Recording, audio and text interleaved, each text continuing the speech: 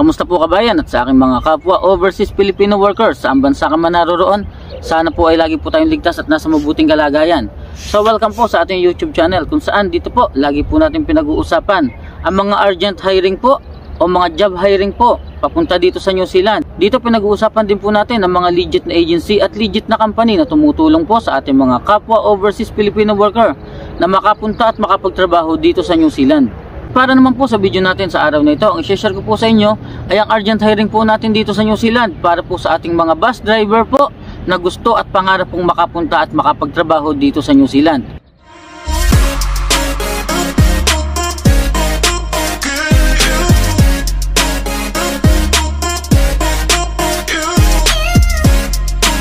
So kung ikaw po ay isang bus driver at nangangarap pa makapunta po dito, ang video ito ay para sa iyo.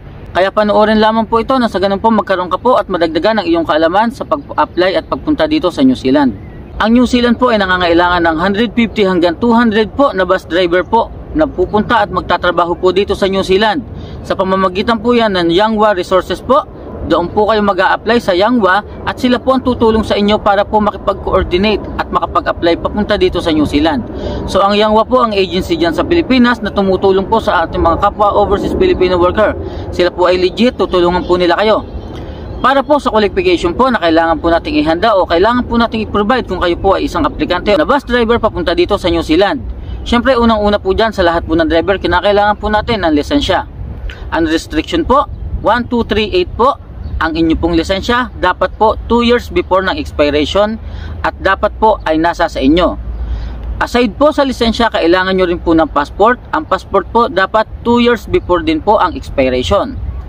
Bukod po sa lisensya at passport, kinakailangan nyo pong pasa ang kanila pong pre-medical check-up po. Unang-una po sa pre-medical check-up na hinihingi po nila o ang kailangan nyo ipasa ay ang eye test po. Kinakailangan na ang inyo pong eye test o ang inyo pong mata ay pasado po sa kanila pong hinihinging medical. Ang sunod po sa inyo pong kailangang ipasa bukod po sa medical, ang inyo pong timbang. Dapat po ang timbang po is below 115 kilograms po.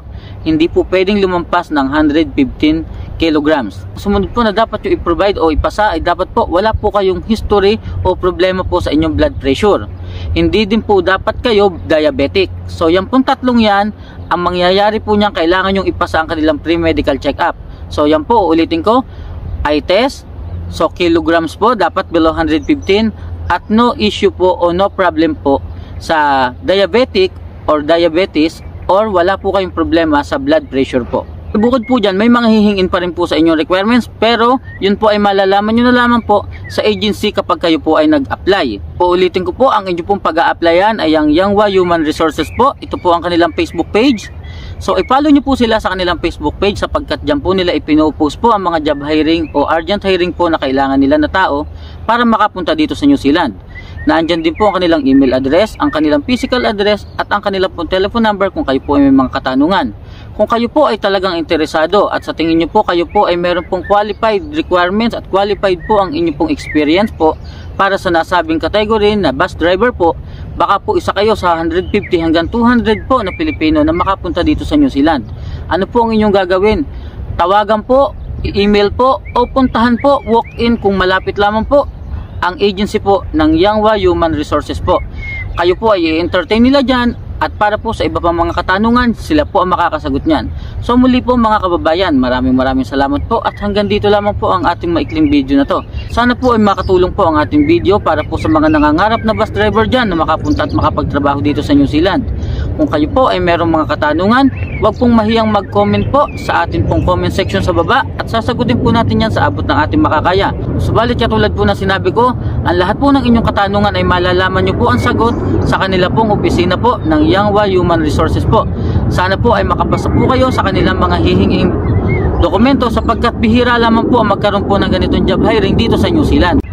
At hanggang diyan na lamang po ang ating maikling video mga kababayan. Sana po ay makatulong po ang ating video na to para sa mga nangangarap natin na kapwa overseas Filipino workers, lalong-lalo na po sa bus driver na makapunta dito sa New Zealand. Sana po ay isa kayo sa mapasama po sa makakapunta dito at makakapagtrabaho sapagkat napakabihira lamang po ng ganitong job hiring papunta dito sa New Zealand. Kaya kung kayo po ay may katanungan o kaya naman po ay suggestion po na makakatulong sa ating mga aplikante, para sa ating video, huwag pong mahiyang mag-comment po sa ating comment section sa baba.